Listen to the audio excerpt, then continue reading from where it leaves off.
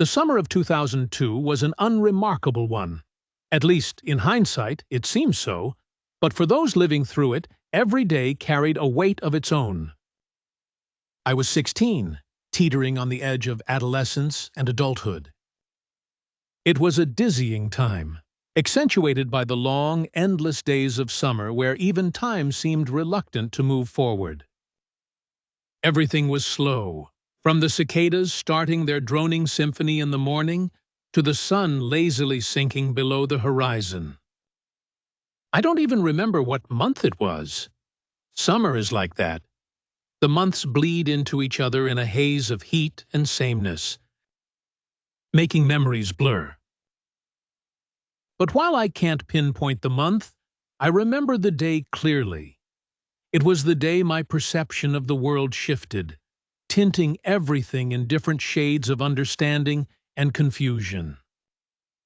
There was a lingering tension in my household that summer, a thread pulled too tight, always on the brink of snapping. My brother, Matt, had just turned 18 and was itching to leave for college.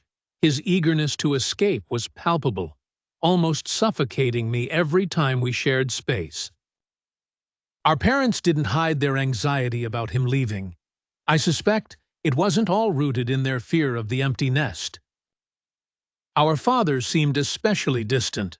He had taken up the habit of disappearing into the garage for hours on end.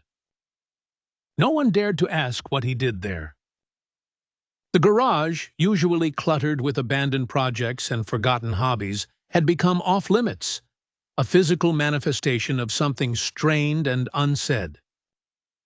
That particular day, after breakfast, Matt stuffed his duffel bag into the trunk of his old Honda Civic, preparing for one of his planned road trips. He didn't say where he was going, only that he needed to clear his head. I understood, or thought I did at the time, what that need might entail.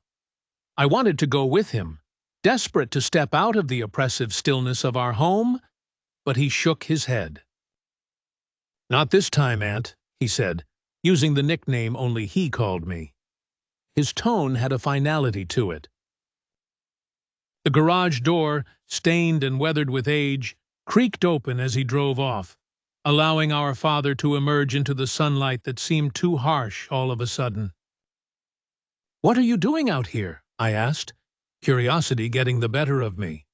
I had never dared to break the unspoken rule of intrusion. "Tidying up," he replied, although his voice was weary, weighted. And there it was, hanging in the air between us, all that had gone unsaid during the humid summer nights filled with crickets and silences. This mundane conversation was the prelude to discovery, not just of the clutter within that garage, but of the entangled lives we led.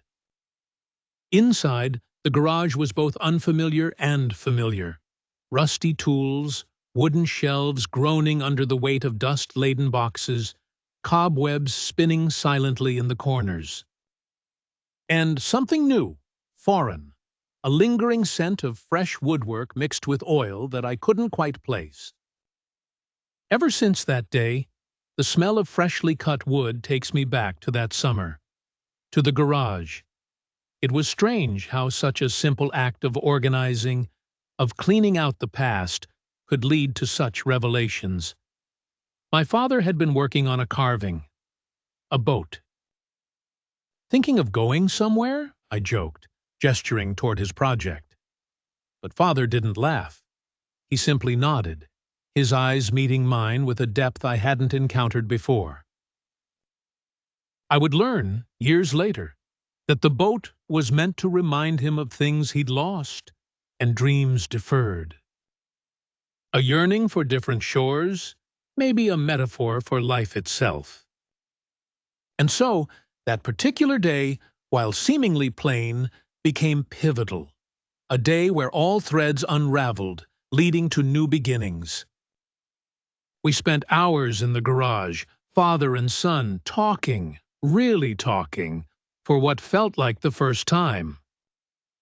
And just like the cicadas song, that memory of 2002 lingers in the background of my life, a constant reminder of transformation, and the innocence left behind with every setting sun.